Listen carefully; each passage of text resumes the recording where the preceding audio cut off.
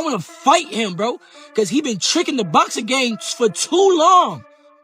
He been tricking the boxing game for too long. He makes shit look good. He makes shit look better than what it is. It looks like the fight is over. Fans have talked about arguing and even having doubts. That's it.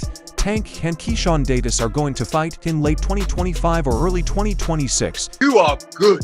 You are real good. But there's levels to this game, Keyshawn. Okay, we're going to talk about levels. Okay, just know it's levels. This fight has the boxing world full of anticipation, and for good reason. Keyshawn Davis is full of confidence, ready to step up to what he calls target practice against one of boxing's most feared finishers, and he's been showing that with every opponent he has faced. Shakur, like I was telling Bud, it's either you or Keyshawn's going to get tanked, so the walls are closing in, so... Awesome. It's gonna be him though. It makes sense. He's closer. Big brother learn. At 11-0 with SKs, the 24-year-old Olympic silver medalist has been making a name for himself in the lightweight class with a special mix of speed, technical skill, and toughness. Standing at 59, he's bigger than the compact powerhouse that is Tank, who stands at 55. But also, we gonna come back to Norfolk, man, so y'all don't forget about me. Y'all keep supporting DD3. But world title definitely gonna be next 2025. We got big plans for everybody in the boxing world. Hey, Gervonta, knock. Keyshawn thinks that his height, reach, and skills will make all the difference in this fight. He compares it to the famous fight in 1960 between Cassius Clay, who was young and quick, and Sonny Liston, who was a heavyweight fighter who was fear. My stabs are crazy. A few weeks ago, Keyshawn said, I have that shot, the left hook, the right, my speed is crazy, and my defense is crazy. I'm not saying Tank doesn't have skills, but I've got more tools. This Keyshawn, this new guy, he's 140 pounds, he's not bad. Yeah. Keyshawn Davis. That's him right there, isn't it? Ooh, no, I thought he was. Ooh, there we go right here. Keyshawn's view of this fight is clear. He sees himself as the technician, the strategist who will outsmart and outlast Tank, but he's not blind to the risks. We all know what Tank caught. He's got that one shot to knock you out. Keyshawn says respecting the knockout artist 28 KOs and 30 wins, he knows that in a fight with Tank, a moment's lapse could spell disaster, but he's equally sure that his arsenal and athleticism will keep him out of harm's way to him. Tank's power is the only thing he's looking out for, a single weapon against a whole toolbox of skills. Enough for his power. But when I started, like when I was attacking and trying to set stuff up, like he got like good upper body movement and he got some good legs when he used them. So he surprised me with his defense. But it was a very technical fight. Technical sparring match. And I definitely learned that. Like I said, Keyshawn's rise has been nothing short of amazing. His two-round knockout against Gustavo Lemos on November 8th is yet another stepping stone in his way to greatness, and he's aware of what's at stake. A good showing against Lemos would all but solidify his place as one of the lightweight division's elite, bringing him closer to his ultimate goal of facing and beating Gervonta Davis. I don't need you, bro. If you want to fight me, send me a contract, but if you don't, I'm going to be just as popular fighting you or not fighting you. I'm gonna make my money fighting you or not fighting you. So don't get it twisted like I'm chasing after you. I'm not chasing you. Little dude, little dwarf, Oopa Loopa. But Keyshawn's journey hasn't been without obstacles. Apart from Lemos, his other recent bouts saw him struggling with the pressure from a Mexican fighter who refused to back down, forcing Keyshawn to dig deep and rely on his defensive skill to keep control. That fight brought back memories of his 2020 Olympic final against Cuba's Andy Cruz, a bout that tried his mental and tall fortitude. Keyshawn has learned from each of these encounters, refining his style and bolstering his self-belief, knowing that every fight gets him closer to his destiny with Tank. I would prefer Tank Davis, the top guy. I would go for the top guy. If I could choose, I would choose Tank Davis. I would not Tank short it out. Tank is a great fighter. Hats off to Tank. I'm not even about to just do all that. Like Tank. Keyshawn's confidence in facing Tank is nothing short of daring. The idea of target practice against a fighter with Tank's resume might sound audacious to some, but Keyshawn thinks he's earned the right to say it. He sees Tank as a brawler who relies on his power rather than finesse. Resume might sound audacious to some, but Keyshawn thinks he's earned the right to say it. He sees Tank as a brawler, someone who relies on his power rather than a finesse. A fighter who starts slow and fights with taller, rangier opponents. Keyshawn thinks that his movement, reach, and ability to maintain distance will frustrate Tank, forcing him to take risks that could open up countering opportunities. Tank for sure got all the skill, all the ability in the world. Tank is one of the few fighters that I got real respect. When people see me fight, they're going to see landing my shots with precision, Keyshawn said. He's painting a picture of a fight where he is the matador and Tank is the bull charging forward trying to land that single devastating punch. Keyshawn, however, has no intention of making it that easy. He's ready to move jab band slip, making Tank pay for every step he pee forward. Boxing fans know the power of a good analogy, and Keyshawn isn't shy about making comparisons between himself and the greats. Made you want to fight Frank Martin. Tank, if you saying out your own mouth, Frank is ass, okay. He sees himself as the Cassius Clay to Tank. Sonny Liston, the younger, faster technician who will outsmart and outmaneuver the heavier-handed powerhouse. It's a bold comparison, but Keyshawn's performances in the ring back up his claims. His agility, fight IQ, and ring generalship have drawn admiration from fans and experts alike, with many seeing him as the next great American lightweight. It's a stack card. Time out. Was he selling 10,000 tickets at 11-0? But I'm not worth mentioning. Like, what are you talking about, bro? Make it make sense. For Keyshawn, this fight is more than just another fight. It's a chance to showcase his skill on the biggest stage to prove that he belongs in the ranks of greats. Clay Jr. Liston was about more than a fight.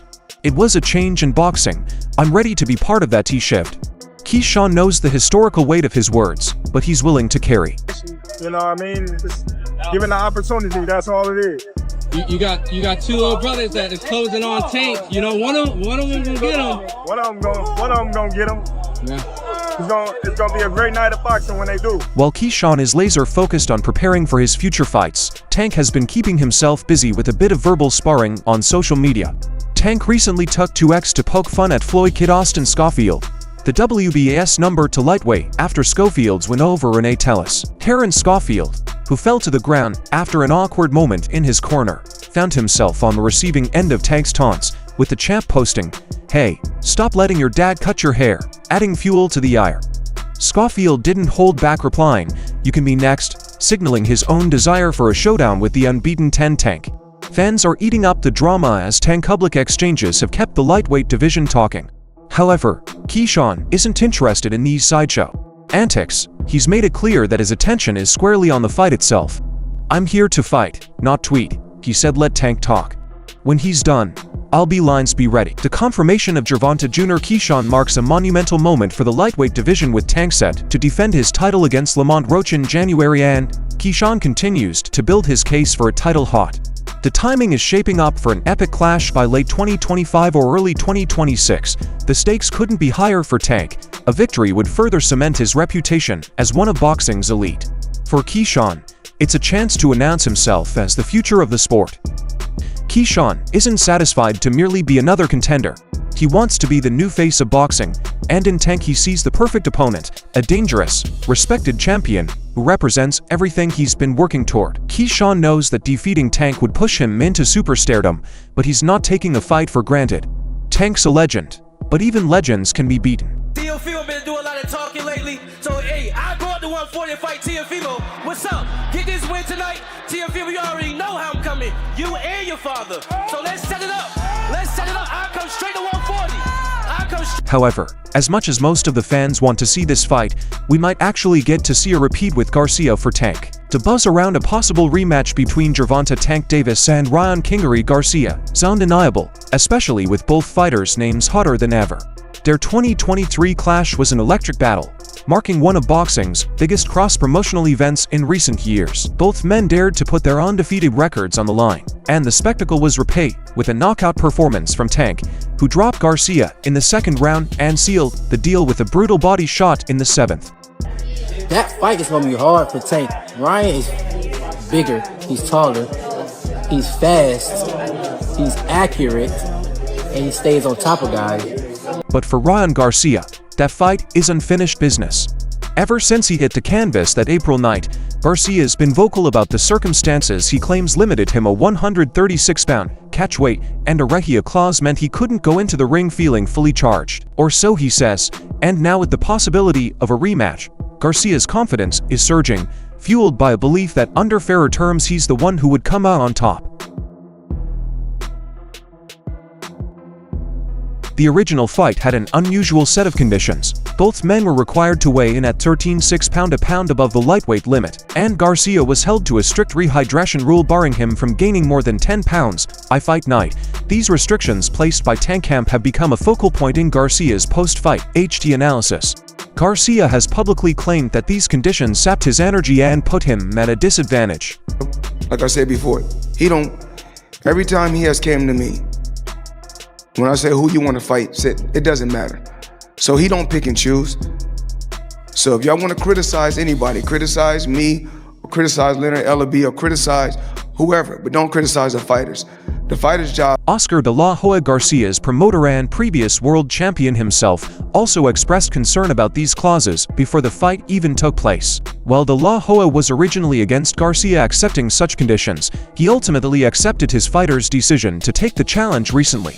However, he spoke with refreshing honesty about a rematch, saying, "Does Ryan beat Tank if he doesn't have the rehydration clause? I don't know. I just do not know. Tank is very skilled. He's a beast." We gotta run back. Hey, let's go. De La Hoya's comments reflect the respect the Tank has gained across the boxing world. Gervonta Davis isn't just a power puncher. He's a tactician, a fighter who adapts to his OPP opponents, and someone with a killer instinct that's pushed him to start him. De La Hoya knows this, and though he believes in his fighter, he's also aware of the mountain that Garcia is up against since their bout Tank has only strengthened his standing. You mean to tell me Ryan Garcia's team let him get in the Tank fight with an injured rib? Now, y'all think I'm making that up? Foul on his team. Listen to this. A test from God! Yeah! Hit that rib. After beating Garcia, he was elevated to WBA lightweight world champion, and he's already protected that title against Frank Martin with a crushing knockout, adding another highlight to his growing reel. Next, Tank will face Lamont Roach in December, and he's expected to showcase the same relentless ferocity that's become his trademark. Tank has never been one to shy away from letting his fists do the talking, but that hasn't stopped him from engaging in verbal skirmishes with possible opponents online. It's over for this guy. Give him a year, 2 or less. No discipline, no dedication. He showed y'all on All Access, and it went right over y'all head. Recently, he's exchanged barbs with fighters like Floyd Kid Austin Schofield, a rising star at lightweight. But Garcia, it seems, has won a special place in Tank crosshairs, and the feeling is mutual for both fighters. A rematch would mean more than just a chance to settle a score. It would be a message since his loss to Oscar Davis. Garcia has moved up to 140 pounds, feeling that the super lightweight class is a better fit for his frame and style. He's set to face Oscar Duarte on December 2nd, and this fight could very well be a taste of what's to come should he meet Tank at 140 pounds. Who did Tank fight that he didn't even weight train or make them move up and weight? But I'm talking about the last kind of ish dog he fought was Pedraza. After Garcia's confidence is obvious. He's spoken with conviction about Tank's perceived weaknesses, calling out his preference for counterpunching and low volume, which Garcia thinks he can exploit in a rematch. Tank's alright. He's not better than me.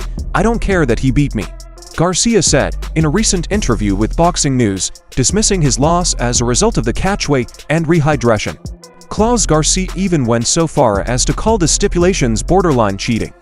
His message is clear: under different conditions, and he thinks the outcome would be drastically different. Ryan,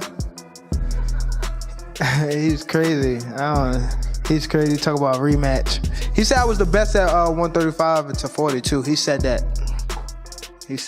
Say he won't fight me again. In addition to his own increased confidence, Garcia isn't short on ideas about other fighters who could topple Tanks. He's boldly stated that Devin Haney and Shocker Stevenson, both highly skilled lightweights, would defeat Davis as well. "I'll beat him next time somebody's going to beat at him. Devin Haney would beat him, and Shocker would beat him." Garcia declared his words ring with defiance and maybe even a hint of vengeance as he tries to rewrite his story with Tank. It's just, you know, if somebody did you like that, you want to take it because I did that already. I tried to do it fair. I tried to. Their first fight didn't just make headlines for the knockout. It was a fight that transcended the sport, pulling in popular attention and shattering pay-per-view records. Fans watched as two young undefeated fighters, one from the Mayweather Promotions camp and the other from De La Hoya's Goldboy Promotions, met in the ring in a rare show of cross-promotional collaboration. The bout was a perfect storm of high-stakes, dramatic build-ups and genuine ability, with each fighter carrying his own legion of loyal fans. Just one. I just need this one. Trust me. The left hook. I only need one too. Okay. You could get that too. That's fine. All right, then we both got it. We both got it. Like, come on, bro. I can't hear you. I touched that. For Garcia, however, the loss stings not because he tasted defeat, but because of how it happened. He doesn't believe that Tank exposed any fundamental weaknesses in his game. Instead, he's convinced that Tank won because Garcia wasn't allowed to compete at full capacity. And now the story has shifted from their first fight to a potential rematch with no conditions and a clean slate, where both fighters can go in fresh and at their best. Good angle. Good angle. Good angle.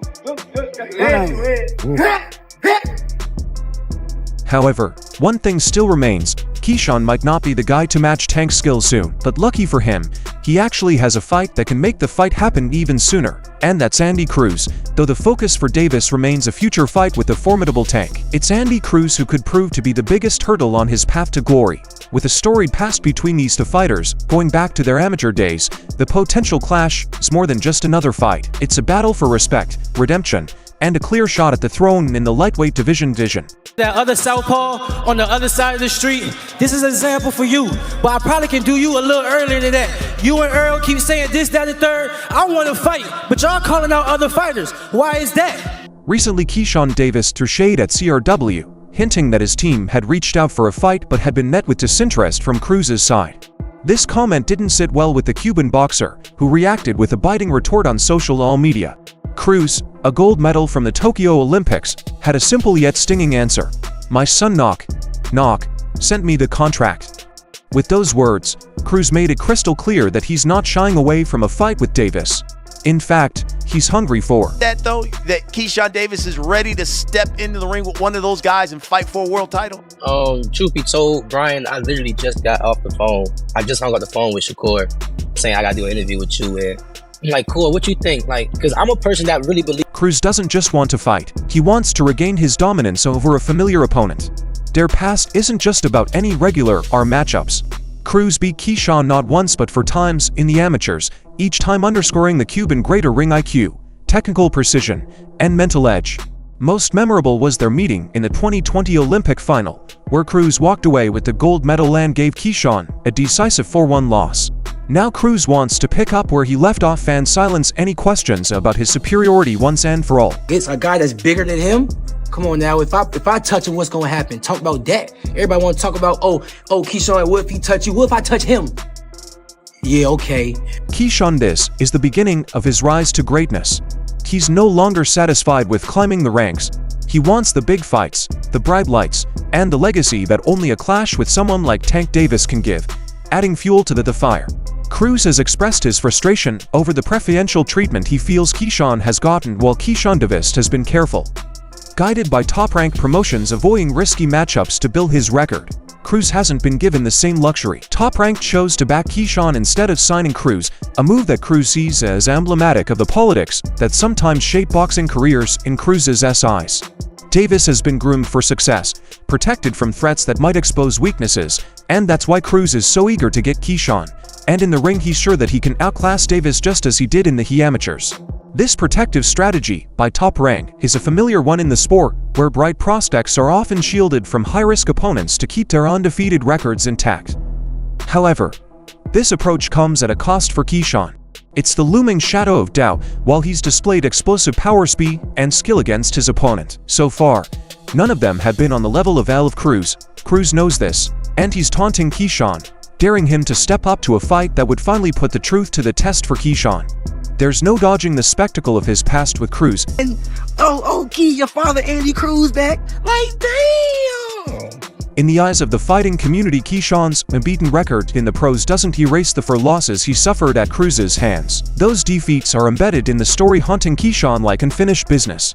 Every time Keyshawn talks about Tank, there's always the question of Cruz looming in the background. And Cruz is quick to remind everyone of it, eager to turn Keyshawn's ambitious chase of Tank into an unfulfilled dream. Is Keyshawn ready based on this performance to take on Tank Davis, and how does that fight play out? I feel like Keyshawn is ready to take on a guy like Tank. I think that Keyshawn is one of the most skillful fighters in the If Keyshawn were to avoid Cruz and continue climbing toward a shot at Tank Davis, he'd face scrutiny from fans and doubters alike. There's a strong case to be made that facing and defeating Cruz would solidify his legitimacy and remove any doubts about his ability to step into the ring with a winner like Tank. The boxing world has seen it before, an undefeated contender propelled to a title shot without having met the real tests, only to be exposed on the biggest stage. Khan knows this, and while he's voiced confidence in his ability to fight anyone in his division, his reluctance toward a fight with Cruz says volumes.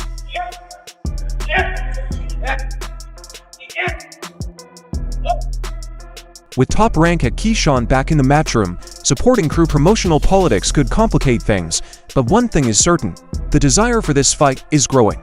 All in all, there is a clear amount of fans who want to see Keyshawn go toe-to-toe with Cruz first, and if the fight ends for Keyshawn, then most fans can be sure he has gotten better.